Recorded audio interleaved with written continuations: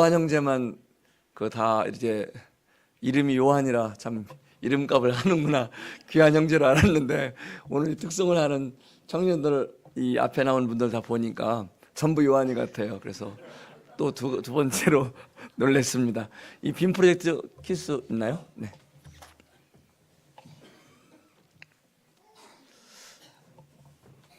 저는 1987년에 서울 서대문교회에서요 구원받고 저희 모임에서 모임 생활을 시작했습니다.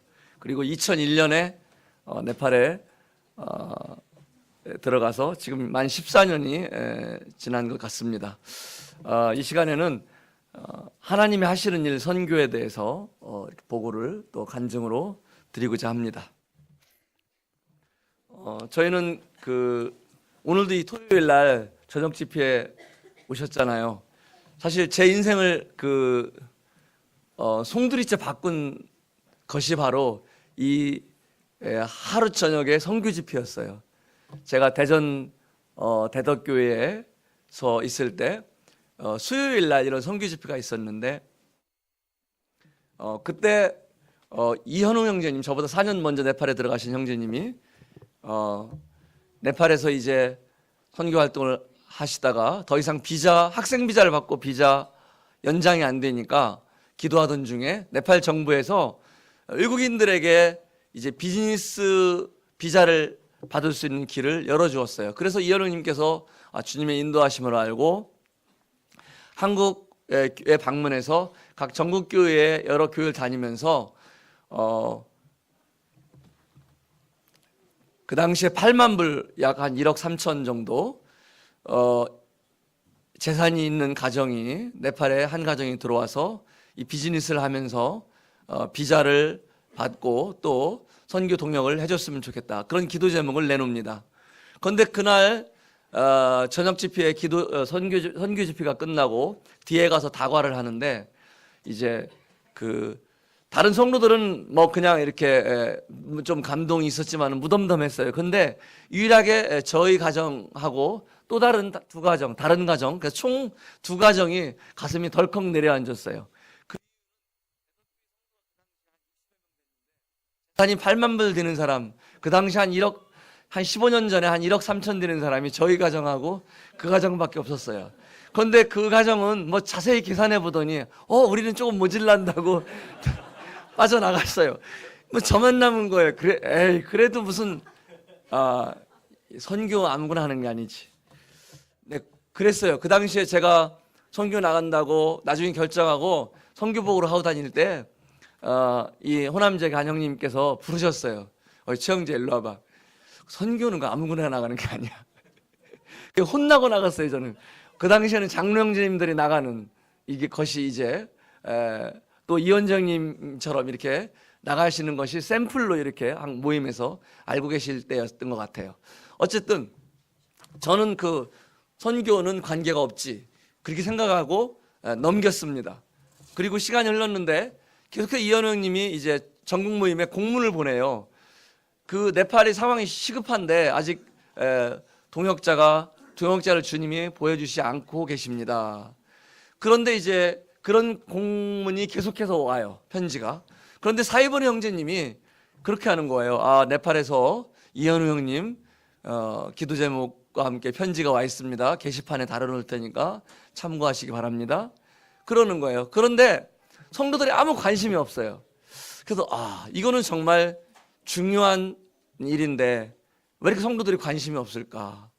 그래서 제가 이제 지금 생각하면 바보같이 게시판에 있는 그 공문을 떼어 갖고 가서 집에다 걸어놓고, 정말 우리 부부라도 이 합당한 사람을 보내주도록 이 기도 제목을 위해서 우리가 정말 기도해야 되겠다, 그렇게 생각을 하고, 제가 철이 없죠 정말. 제가 지금 생각하면 왜 그걸 떼어갔는지 모르겠어요. 제가 무슨 장로 일을 하던 사람도 아니고 그냥 집사 일을 하던 젊은 그 당시에 31 형제였었는데, 그걸 떼어갖고 가서 집에 붙여놓고 침실에 붙여놓고 저희 자매와 계속해서 기도를 시작했습니다. 저희 가정이 가겠다고요? 아니요. 꿈도 못 꿨죠. 주님, 정말 네팔에 이 중요한 사안이 있는데 한국 모임에 많은 귀한 가정들이 계시고 또 이 자격이 갖춰진 가정들이 있는 한데 하나님 합당한 가정을 택해서 보내주십시오. 그렇게 기도하던 중에요,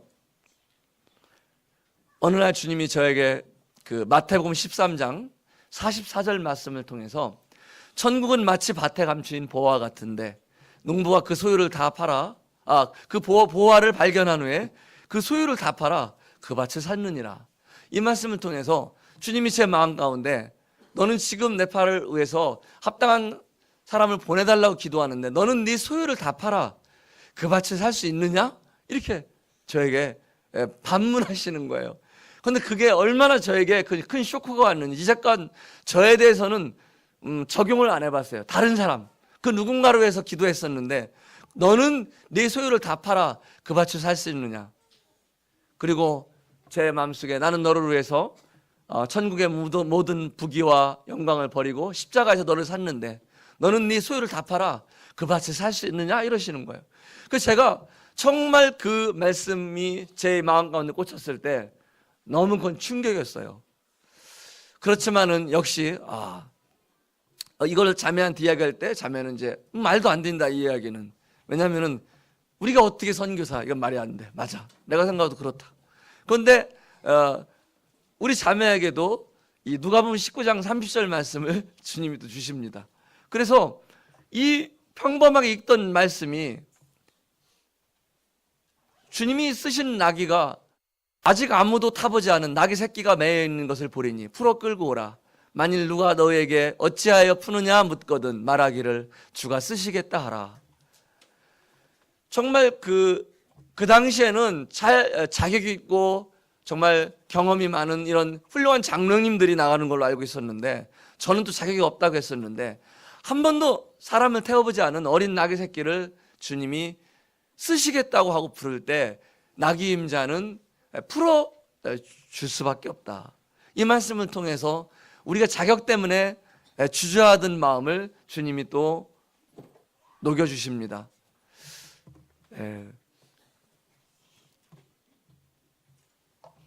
그런데 이제 부부가 그런 이야기를 주고받으면서 기도하고 정말 우리가 갈 수 있을까? 대덕교회 이제 일꾼들 모임 때 저희들 간증을 했습니다. 그때 대덕교회에서 한번 휴가를 내서 네팔에 들어가서 주님의 분명한 부르심을 더 한번 보았으면 좋겠다. 그래서 저희가 2001년 1월 초에 직장에 휴가를 내고 들어가서 네팔 선교지를 보게 됩니다. 제가 해야 할 일은 고정이 돼 있었어요. 들어가면서 기본적으로 리조트 그 호텔을 하면서 그 99시 리조트가 바로 그겁니다. 그걸 하면서 비자를 받으면서 또 동역자로서 일하는 일이었습니다. 그런데 저는 그 당시에 그 한 회사에 그 교육 마케팅 담당을 하고 있었습니다. 저는 이제 사업이라는 것이 기본 원리가 중요하다. 그것은 시장이다. 는 것을 14년 직장 생활을 하면서 잘 알고 있는 사람이었어요. 그래서 이 형님한테 한번 시장을 보고 싶습니다. 그래서 카트만두에 있는 전 호텔들을 보고 싶습니다 해서 호텔 리조트들을 보러 다녔더니 이건 정말 이현웅님이 계획하신 그 호텔 계획은 정말 이 어리석은, 정말 하면 안 되는, 이 정말 불가능한, 가능성이 전혀 없는 일이었어요. 그래서 이현웅님은 동역자가 기도하고 분별하기 위해서 네팔 현지까지 왔으니까 얼마나 기뻤겠어요. 이제 태국으로 주님이 보여주시지 않으면 저희들이 태국으로 임시로 철수해야 됩니다. 이런 마지막 기도 편지가 긴박하게 왔을 때 저희 가정이 간 시점, 2001년 1월에 간 상황입니다. 얼마나 이현우님이 긴박했겠어요. 얼마나 또 주님 앞에서 반가웠겠어요. 그런데 제가 볼 때는 이거는 정말 불가능한 거예요. 그래서 제가 너무 마음이 안 좋았어요. 그러던 어느 날 예배를 드리는 날이었는데요. 그 당시에 카트만두 교회가 하나밖에 없었어요. 이현우님이 가셔서 시작한 처음 교회인데 성도들이 한 20여 명이 있는데 조그만 방에 이렇게 둘러앉아서 떡과 잔을 나누는 모습을 보면서 그 모습이 제가 며칠 동안 시장조사를 할 때는 너무나 불안하고 제 얼굴에 그 불편한 모습을 감출 수가 없었는데 그 모습을 보는 순간 너무 아름다운 거예요. 그리고 50년 전, 60년 전 한국 모임도 저렇게 시작했겠지. 저 안에 박지원 형님도 계시고 저 안에 송찬 형님도 계시고 저 안에 훌륭한 형님들 다 앉아 계셨겠지. 이런 생각이 들으니까 정말 얼마나 더 그 모임이 아름답고 귀해 보이는지요. 그러면서 또 주님이 제 마음 가운데 주신 것이 내가 목자를 치리니 목자를 치면 양들이 흩어지려니와. 이제 선교사가 비자를 받지 못하므로 이제 나가게 되면은 이 양들이 흩어지겠구나. 이런 생각이 드는 거예요. 그러면서 제 안에 주시는 말씀이 바로 요한복음 12장 24절에 있는 한 알이 밀알이 땅에 떨어져 죽지 아니하면 그대로 있고 죽으면 많은 열매를 맺느니라. 그 말씀이 마음 가운데 들어오는 거예요. 그러면서 제가 그런 반응을 주님 앞에 했습니다. 주님, 저희가 한 알이 밀알이 되겠습니다. 사실 너무 무서운 말을 저희가 한 거예요. 이게 쉬운 게 아닌데, 그런데 주님, 저희가 한 알이 밀알이 되겠습니다 하고 그날 저녁에 숙소에 들어가서 자매와 손을 잡고 무릎 꿇고 기도했습니다. 주님, 저희가 한 알이 밀알이 되겠습니다. 그래서 한국에 들어와서 교회에 간증을 이야기하고 2001년 2월 28일자로 14년 동안 다니던 직장 생활을 사표를 내고 이제 네팔로 들어가게 되었습니다. 근데 이 한 알이 밀알은 먼저 땅에 떨어져야 됐고 그 다음에 죽어야 됐어요. 돌아보면은 이 한국을 떠나고 그 정말 좋은 직장, 정말 잘 나가던 그 직장을 그만두는 것은 아주 쉬운 일은 아니었어요. 생각만큼. 그 당시 IMF가 끝나고 또 제가 36살 때 대기업에 정말 있을 수 없는 일인데 과장에서 부장으로 특진이 된 상황이었어요. 그래서 부장이 된 지 1년 6개월밖에 안 됐는데 아마 최연소일지 모르겠어요. 제가 그런 건 관심 없으니까. 하여튼 주님 은혜로 그렇게 승승장구하던 직장이었고 좋은 직장이었는데 그것을 그만둔다는 것이 어려울 수 있었는데 주님께서 저에게 싹 정리를 아주 쉽게 해주셨어요. 뭐냐면은 제가 그때까지 14년 직장생활 하면서 제 모토가 있었는데 균형 잡힌 신앙생활이었어요. 또 제 사부가 영적인 사부께서 그렇게 가르쳐 주셨고 교회에서 그렇게 배우고 있었습니다. 그래서 저는 그동안 그때까지만 해도 제가 신앙생활을 모범적으로 잘하고 있다고 생각을 했었어요. 그 균형 잡힌 신앙생활이 뭐였냐면은 직장과 가정과 교회 거기에 각각 최선을 다하는 것이 제가 균형 잡힌 신앙생활이라고 생각하고 있었어요. 그리고 다른 성도들한테 칭찬도 받았고요. 잘하고 있다고. 그런데 이 회사를 그만두는 일, 네팔을 내가 다 팔고서 네팔을 가야 되는 일, 이 일에 앞에서 주님이 생각나게 해주셨어요. 뭐냐면은 제가 애착을 갖고 있는 그것들이 다 제 것이 없는 거예요. 그 안에 저는 이렇게 삼각형으로 말하자면은 직장과 가정과 교회 충실하게 균형 잡힌 삶을 최선을 다하는 삶을 살고 있다고 생각했는데 그 안에 제가 있었던 거예요. 87년에 구원받고 그 당시까지 또 14년의 직장생활을 하면서도 제 직장, 제 교회, 제 가정 깜짝 놀랐어요. 그 안에 주님이 제가 갈라디아 2장 20절을 고린도서 5장 17절을 모르는 사람이 아닌데 실제 제 삶에 있어서는 그 안에 정말 꽁꽁 숨어있는 자신을 발견했어요. 그래서 내가 얼마나 이기적으로 살았는가, 이제까지 얼마나 주님을 헌신한다 하면서도 얼마나 내 자신의 것으로 살았는가를 보면서 이것이 어렵지 않았어요. 사표 내는 게. 그리고 부모님한테도 말씀드리고 또 믿지 않는 이제 제 위에 한 분은 이제 믿는 형님인데 그 위에 분들은 믿지 않는 분들인데 또 쉽지도 않죠. 그렇지만은 또 회사에서도 정말 열심히 붙잡았어요. 제가 중국 지사에 보내달라고 사실 95년부터 개방이 얼마 안 됐을 때 중국어를 공부하고 그렇게 집착을 했는데 안 보내주시더라고요. 그러더니 제가 그만둔다고 그러니까 인도지사로 나가라고 그러는 거예요. 진작 얘기해야지. 그런데 흔들리지 않는 거예요. 마음에 네팔 갔다 와서 하나님 밀알이 되자는 결정이 되니까 그런 제안도 흔들리지 않아요. 그 당시에 제가 이런 말을 해서 유익이 될지 모르지만은 그 당시에 아마 본봉이 한 380 정도 됐던 것 같아요. 15년 전에. 그러니까 작은 금액은 아니었죠. 그러니까 그 본봉의 인센티브가 많이 올라가죠. 그런데 그런 부분들이 하나님이라는 땅에 떨어지는 것은 정말 어렵지 않았는데, 저 개인적으로는 더 어려운 것은 죽는 거였어요. 그 죽는 것이 제가 네팔에 가서 3년 동안의 선교 훈련을 받은 기간입니다. 그리고 이제 제가 해야 할 쿠시쿠시 리조트는 그 당시 가능성이 없었지만은 하나님께서 네팔에 갔을 때 저에게 주신 약속이 있어요. 그 약속이 히브리서 11장 8절과 10절입니다.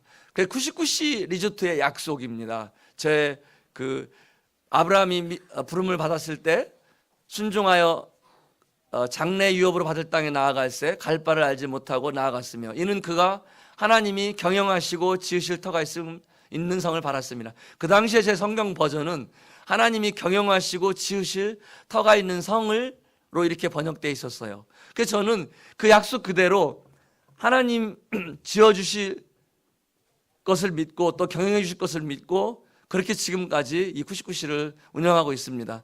14년이 지금 쿠시쿠시가 이제 14년이 지났는데, 사실은 제가 이제 네팔에 갈 때는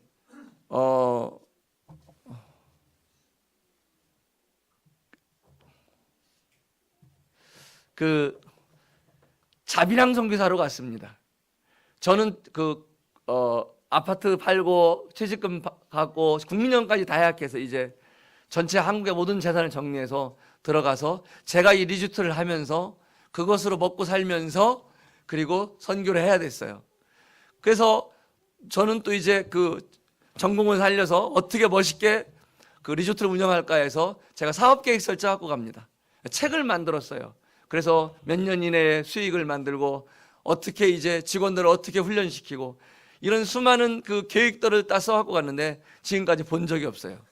그리고 그 호텔은 지금까지 수익이 난 적이 없어요.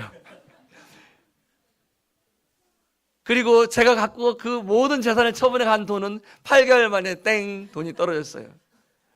답답했어요. 제가 선교 갈 때 박지원 님이 그렇게 했어요. 시영재, 하지 말아야 할 것 넘버 1, 한국에 돈 얘기하지 마. 기도 제목 써낼 때 돈 얘기 써내지 말라고 그랬어요. 그래서 주님만 의지하라고. 그런데 그 당시에는 그렇게 해야만 되는 줄 알았어요. 8개월 만에 돈이 떨어졌는데 사실 지금 같으면 돌아왔을 거예요. 아니면은 전화해서 이제 우리 대덕기 박우사님한테 형님 좀 신경 좀 써달라고 이렇게 그런 얘기를 정말 아무한테도 할 수 없었어요. 8개월 만에 돈이 떨어지니까요. 이게 모든 게 상황이 다 끝난 거예요. 그 당시 제가 이제 선교를 간다니까 충청제 한 장로님이 제 손을 꼭 붙잡고 저를 불쌍하다고 그랬어요. 뭐라 그러냐면은, 형제, 선교는 현실인데 말이야, 인지도가 중요하거든. 형제 인지도로 가면 굶어 죽기 딱 십상이라고.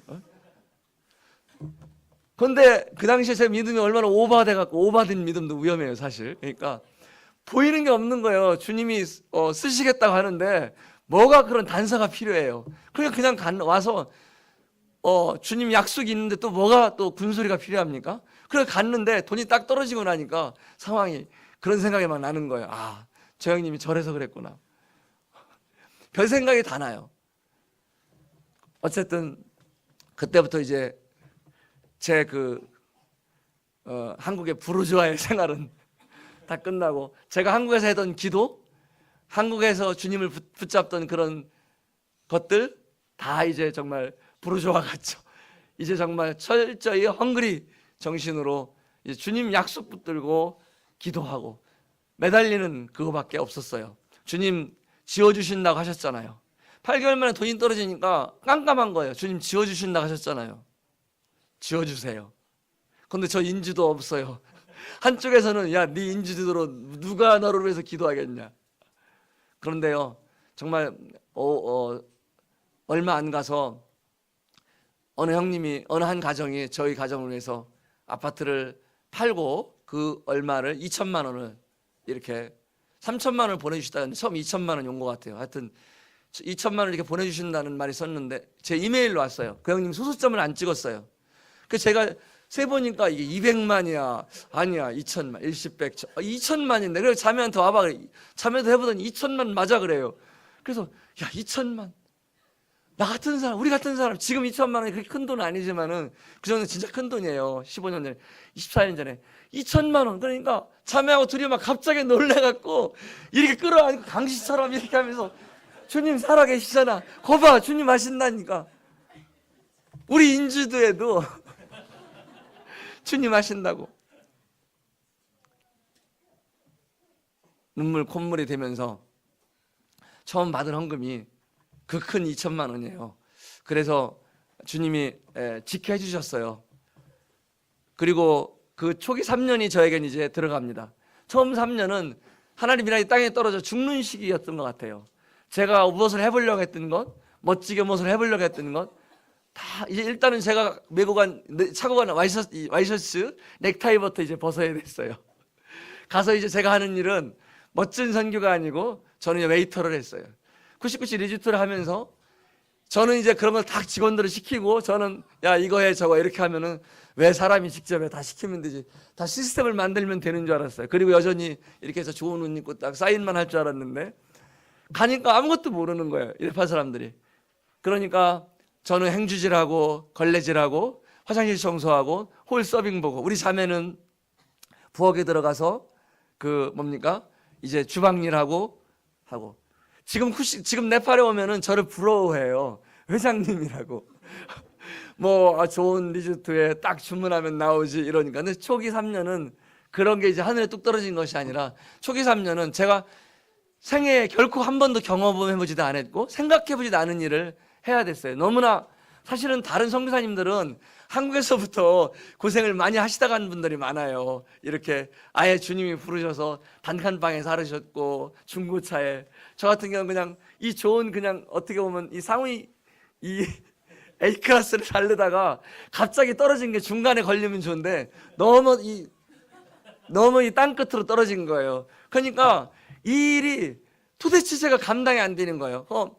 이제 쿠시쿠시가 카트만두가 이렇게 시내가 있는데 쿠시쿠시가 그 시내 외곽이에요. 그래서 카트만두는 1300m가 해발, 저희가 있는 리조트는 1500m입니다. 비행기가 뜨면은 꼭 우리 쿠시쿠시 앞으로 이렇게 빙 돌아서 가요, 국제선이. 얼마나 비행기를 보면은 가고 싶은지. 정말 그때 생각해 보면은 가고 싶다, 집에 가고 싶다. 그리고 그 자매가 너무 불쌍한 거예요. 한 번도 고생 안 시킨다고 했는데, 그리고 이제 더 어려운 거는 그 당시 한국 모임에서 가끔씩 이제 장로님들이 방문을 하면은 저에 대한 생각이에요. 저는 인사가 뭐냐면은 저 형제 사업 잘 돼? 이렇게. 저를 사업가로 아는 거예요. 물론 이제 사업을 통해서 동역하기 위해서 간 거지만은 사실 정식적으로 선교사로 파송이 되었고, 또 이제 사업은 비즈니스, 저희 신분을 숨기고 비자 받는 수단으로 하는 선교 프로젝트인데, 제 이제 어떤 정체성이 선교사가 아니라 사업가로 된 거예요. 그러니까 이현우 형님한테 오면은 이제 뭐 모임 얘기 이런 거 하지만 저한테는 저 형제 사업 잘 되지? 이렇게. 그러니까 제 속으로 그 너무 어려우니까요. 속으로 아니 내가 여기 사업하러 온 것으로 보이냐고. 말은 못하죠. 장로님 앞에 가면 어떻게 그래요. 근데 아니 이 양반이 누구 지금 조치를 하나? 너무 쓰라린 거예요. 그게 제 손 한 번만 붙잡아주면은 제가 엉엉 울고 말 텐데 그 3년을 아무도 알아주지 않는 거예요. 그래서 그 초기에 진짜 춥고 배고픈 시기죠. 마치 무명 가수들이 겪는 것처럼 한 번은 이제 라면을 어느 성도가 보내줬어요. 그런데 비행기 값이 비싸니까 100편으로 보내준 거예요. 그런데 네팔은 한 3개월이 걸려요. 그러니까 3개월만 왔는데 그 라면이 다 쩔었어요. 근데 너무 라면이 먹고 싶어가지고 생각을 했어요. 저희 아들이 초등학교 5학년 땄는데 이제 아들하고, 야 아들 이거 너무 아깝지 않냐, 버릴 수 없다는 거 둘이. 그래서 그렇지, 버릴 수 없지. 그래서 이제 뜨거운 물에 끓여서 물을 버리고 그리고 이제 마늘 냄새가 나니까 상엔 곰팡이 냄새가 나니까, 기름 상한 냄새가, 쩐 냄새가 나니까 거기에 마늘 넣고 고추장 넣고 양념치킨처럼 볶아서 먹고, 그렇게 그 한 박스를 다 먹었어요. 그랬던 시절이 있었어요. 그래서 요즘에는 이렇게 찬장에 보면 라면이 이렇게 한 줄씩 있어요. 그러면은 그 위에 한 줄이 아니라 한 박스가 이렇게 얹혀 있으면은요, 그렇게 뿌듯해요. 저 라면 한 박스. 정말 이렇게, 모르시죠? 제가 한국에 오면은요, 라면 안 먹습니다. 그런데 네팔에 있을 때는 그 라면 한 박스가 너무 이렇게 뿌듯한 거예요. 그랬던 시절들. 그리고 정말 그 헌금이 없잖아요. 저는 이제 파송교회에서도 4년까지 5년 전까지는 정기적으로 헌금을 받지는 못했어요. 왜냐하면은 그렇게 이제 비정기적으로는 도와주셨지만은 저는 그 자비랑 선교사로 파송됐기 때문에 제 시작이 그렇기 때문에 어쩔 수 없었던 거예요. 그러니까 너무 이제 옆에 선교사라든가 다른 선교사들이 부러운 거예요. 이게 제가 타고 갈 배는 파손됐고 거기서 나올 수익은커녕 제가 의지할 그 베이스 캠프도 없는 거예요. 그러니까 무엇을 의지하고 살아야 되나. 그러면서 정말 힘들 때 주님이 요한계시록 3장의 그 말씀을 통해서 내가 네 수고와 눈물과 인내를 아노니, 그 7교회에게 주님이 하신 말씀이 내가 아노니, 내가 아노니. 그러니까 그때 정말 너무 감사가 됐어요. 정말 외롭고 힘든데 주님이 아시는구나, 아시는구나. 그리고 또 하나는 파리에서 제가 편지 한 장을 받았어요. 파리. 여러분 받아보신 적 없죠? 프랑스 파리요. 파리에서 편지가 왔는데 그 속에 100불이 있었어요. 그래서 뭐라냐면은, 형제님, 무기명이에요. 무명으로. 근데 이렇게 뭐 하트 그리고 한 거 보니까 자매 같아요. 글씨체도 그렇고. 형제님 전 모르시죠? 전 형제님 압니다. 그러면서 형제님 위해서 기도하고 있으니 힘내세요. 이렇게 짧은 편지예요. 그런데 저 무명이라고 그렇게 서럽고 모든 게 다 서러운 거예요. 이상하게. 그런데 그 편지 이렇게 보면서, 받고 그 100달러를 보면서 정말 많이 울었어요. 주님이 정말 아시는구나. 그래서 정말 하나님 역사하시는 것은 내 생각은 너희 생각과 다르며 내 길은 너희 길과 다르다.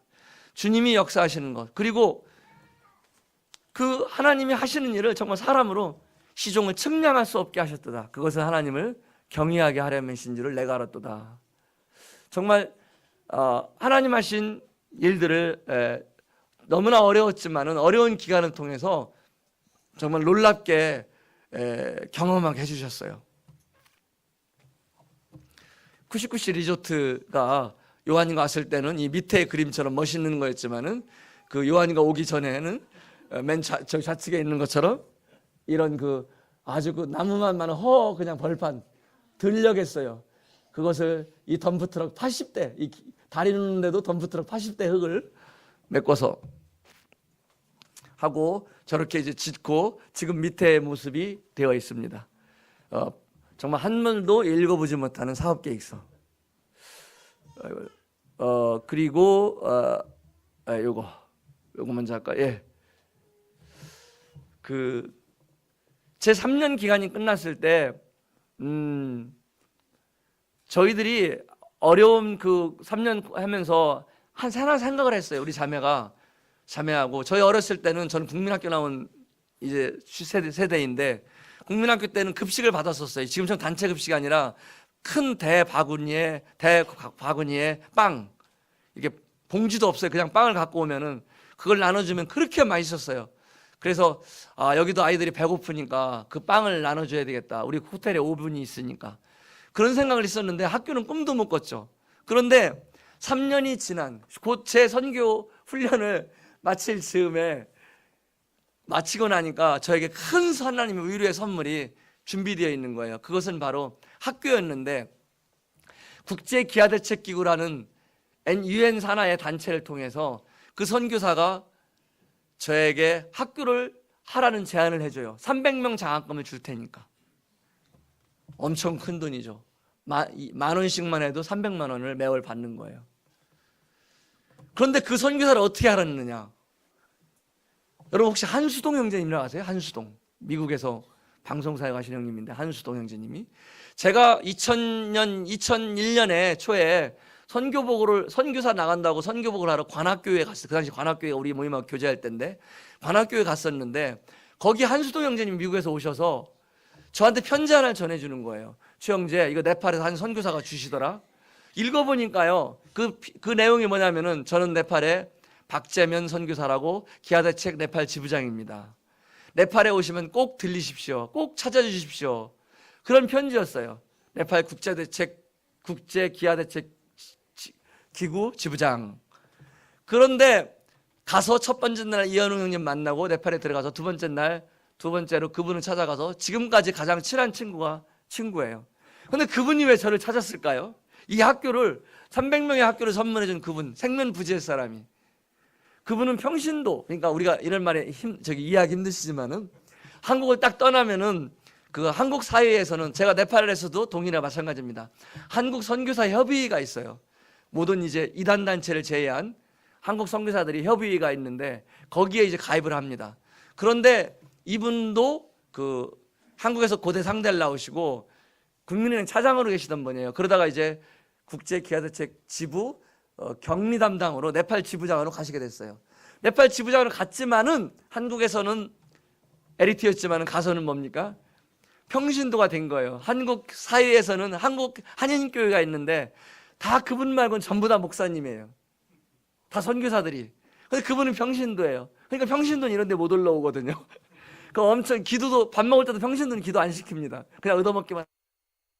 목사님이 다 축도를 해주잖아요. 그러니까 이분이 엄청 자존심이 센 분인데 가서 정말 외로웠던 거예요. 저보다 2년 먼저 갔는데. 그런데 이게 웬일입니까? 어느 날 얘기를 가만히 들어보니까 평신도 한 명이 또 온다는 거예요. 그것도 같은 국민은행 출신이 아니지만은 한 대기업 출신이니까 야 이건 잘 통하겠다. 주님이 친구를 보내주시는구나. 그래서 이분이 흥분해갖고 쓴 편지예요. 제가 엊그제 서북지형님 병원에서 한수 형님이 만났어요. 놀랍게. 그 형님한테 이야기를 했더니 내가 편지 주었었나? 기가 막힌 일 아니에요. 그 편지 한 통이 지금 860명 아이들 학교를 할 수 있는 시작이었어요.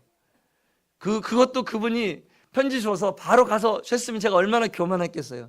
얼마나 제 자아가 제가 뭔가를 하려고 하지 않았겠어요.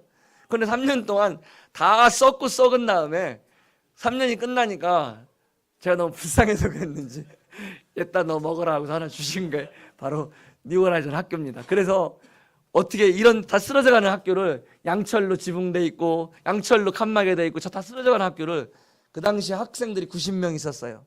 교직원 8명.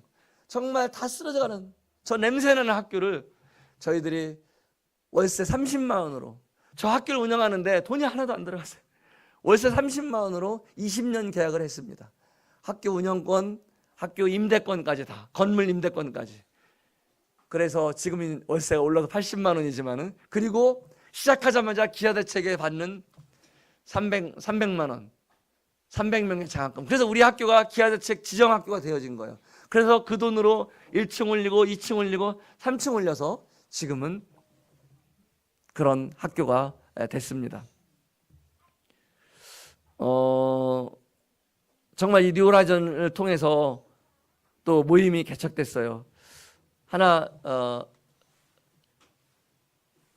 최영재가 정말 저는 연약한 처음부터 저는 그 자격이 없는 선교사라고 시작을 했습니다. 아까 맨 처음에 부른 한 번도 멍에 매지 않은 언나기를 그게 저희 가족의 주제가예요. 사실은. 그래서 아니 이 형제들이 알고 택했나 누가 소스를 줬나 아는 사람이 없는데 그게 제 주제가예요. 한 번도 저희들 멍에 매지 않은. 그런데 제 연약한 선교사에 비해서 정말 훌륭한 선교, 너무나 훌륭하고 귀한 동역자들을 주님이 붙여주셨어요. 다 말씀드릴 수는 없지만은 간단하게 말씀드리면은 맨 좌측은 이제 이 가정은 이제 덜싱 카트만두 교회 장로 형제님 가정이에요. 처음에 외국을 나갔다 중동을 나가서 돈 벌고 와서 선글라스를 이렇게 머리 위로 끼고 맨날 껌 씹으면서 다시 외국 도망가려고 하던 정말 말만 형제, 저 형제인지 건달인지 이런 사람이었어요. 그런데 저 형제가 정말 자리를 잡고요. 미국 대사관에 취직을 했었어요. 미국 대사관에 취직하면서 경비직이었어요. 그런데 계속해서 이제 저를 도와서 일을 했어요. 교회를 섬겼어요. 그런데 어느 날 하루는 제가 요로결석이 와서 돌이 4개가 생겼어요. 네팔물이 굉장히 히말라야 석기수라요.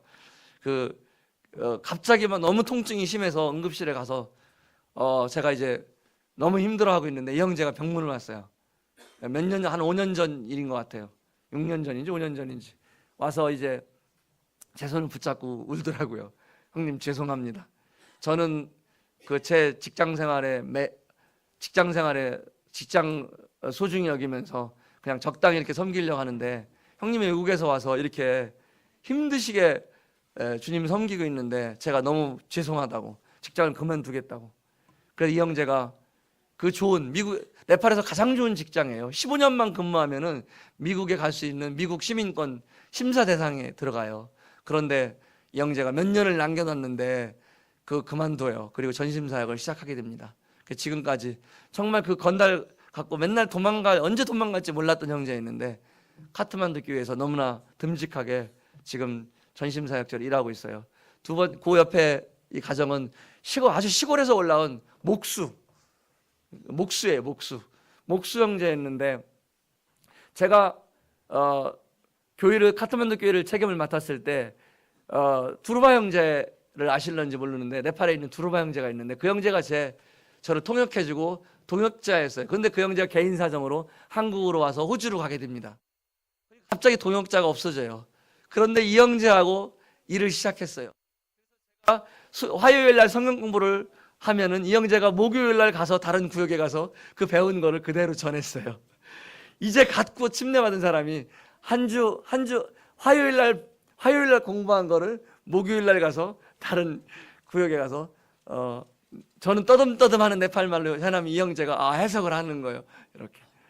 그래서 이 형제가 목요일 날 전하고 그렇게 신실하게 제 옆에서 일을 도와준 형제인데 지금 마차가운 교회 전심 사역자로 주님을 섬기고 있어요. 이 가정은 포카라 교회에 전심 사역을 하는 꺼머 형제입니다. 이 가정은 뉴오라전 교감이었어요. 부인은 영어 선생했고요.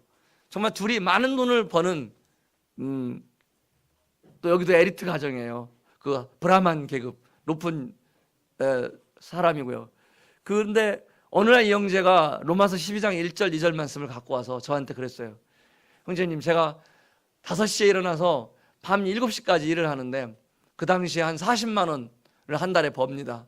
그런데 제가 무엇으로 해서 살아가야 하는지 제 삶의 이유를 모르겠습니다.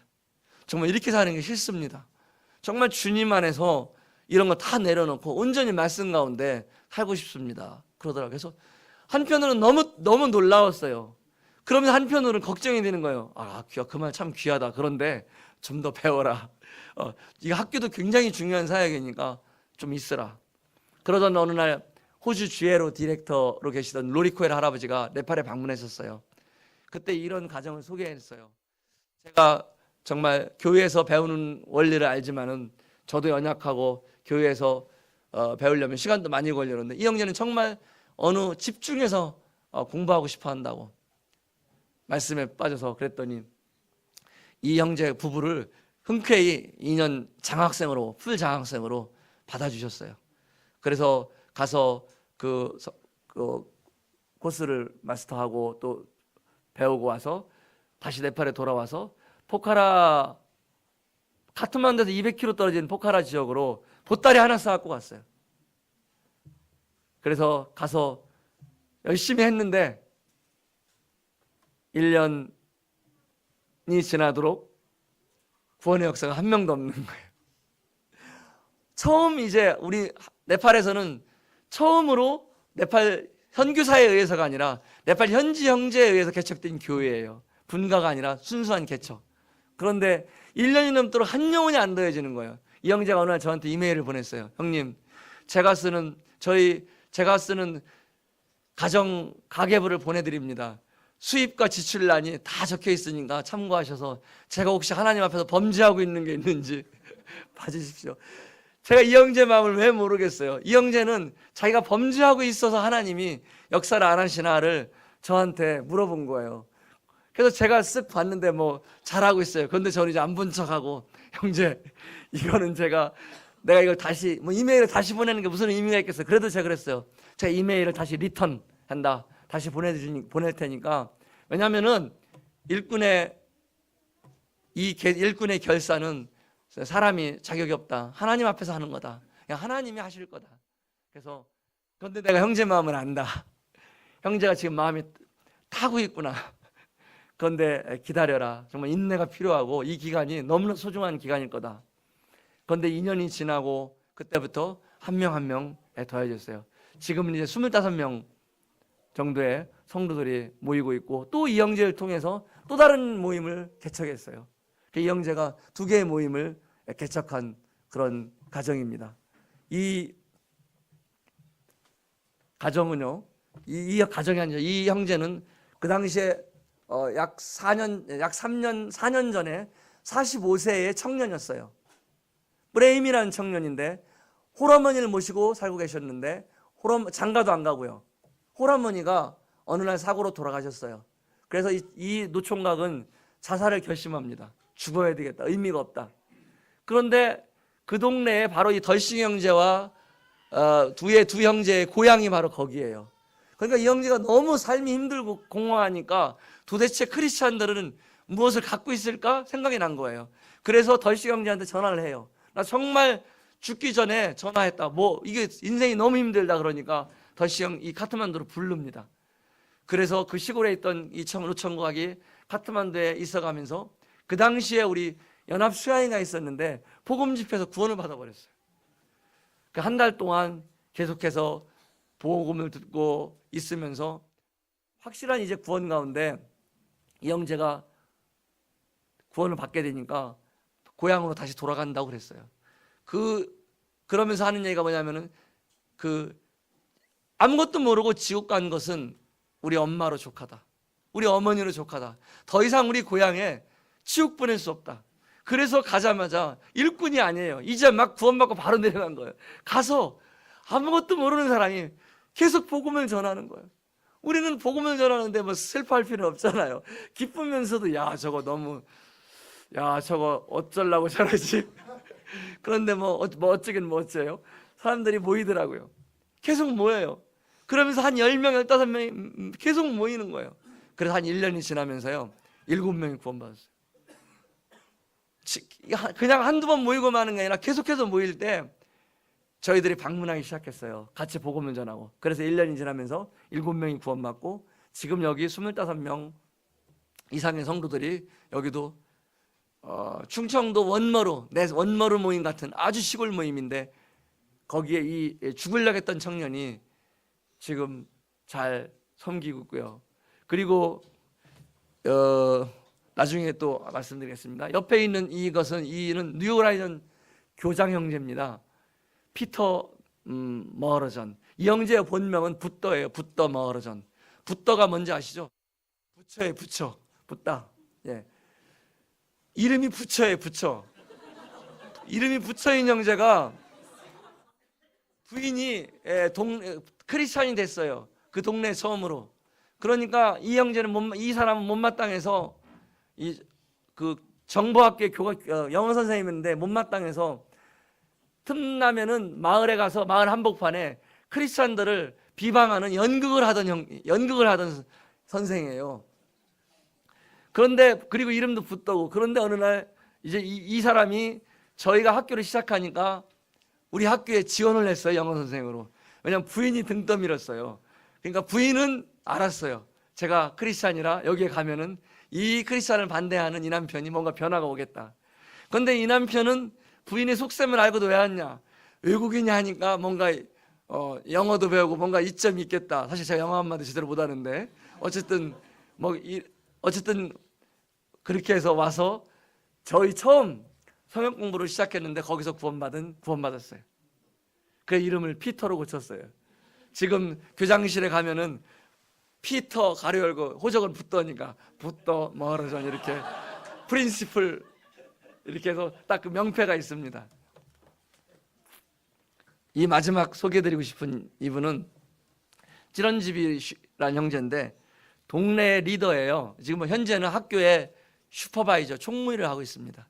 이 형제는 이분은 처음에 구도자일 때 99시 리조트에서 같이 일했어요. 그런데 하루는 경비가 끌고 왔어요. 이 사람 부인은 하우스키핑, 이 사람은 웨이터였었는데 이 하우스키핑이 호텔에 남은 페인트를 갖고 가다가 걸렸습니다. 그래요.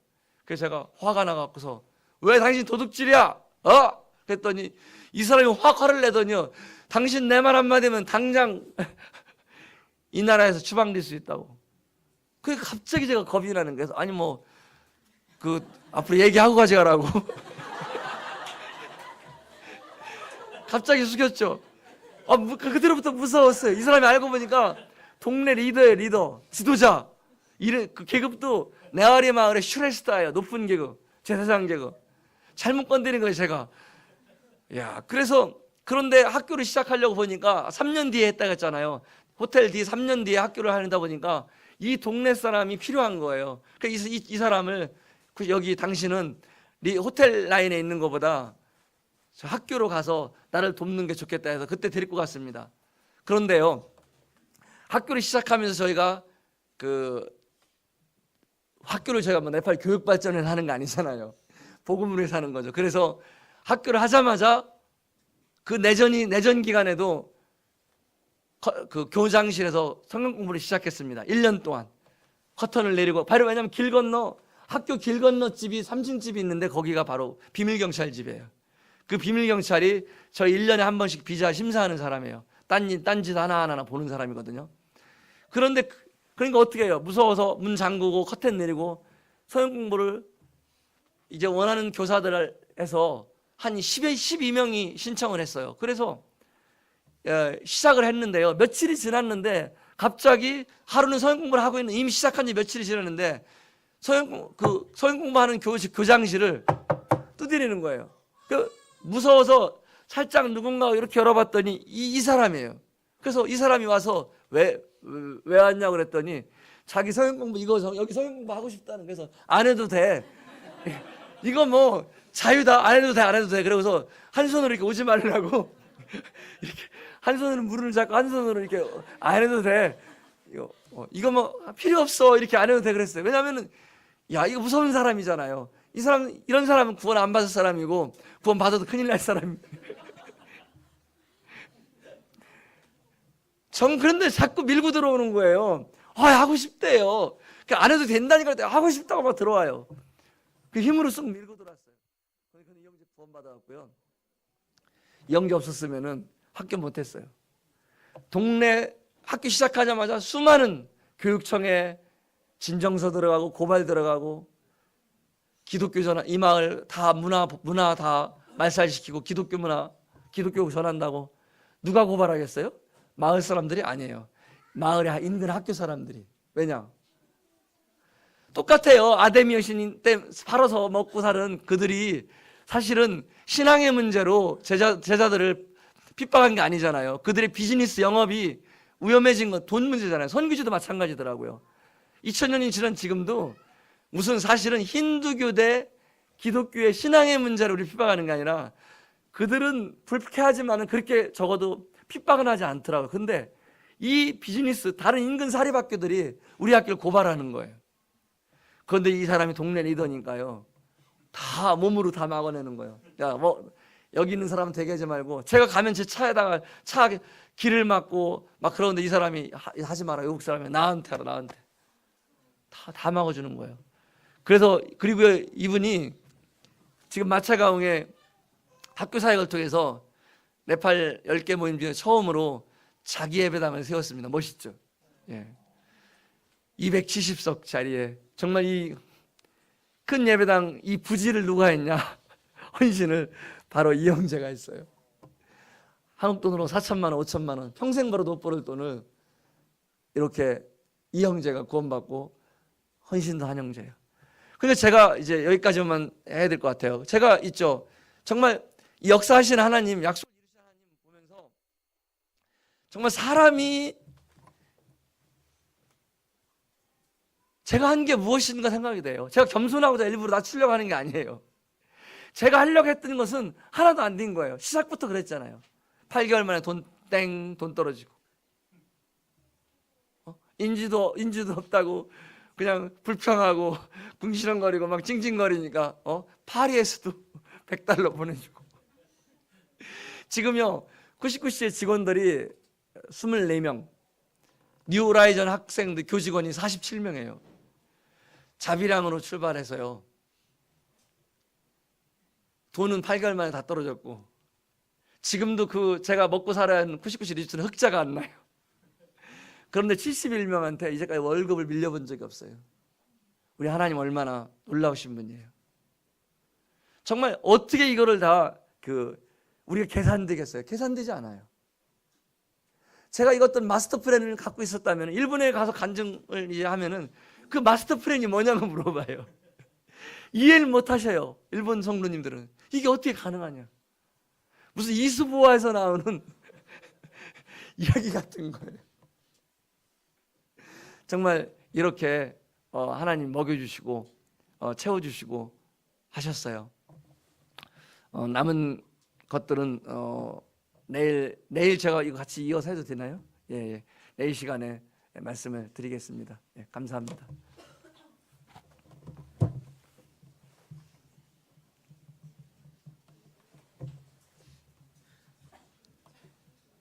아니, 개구리가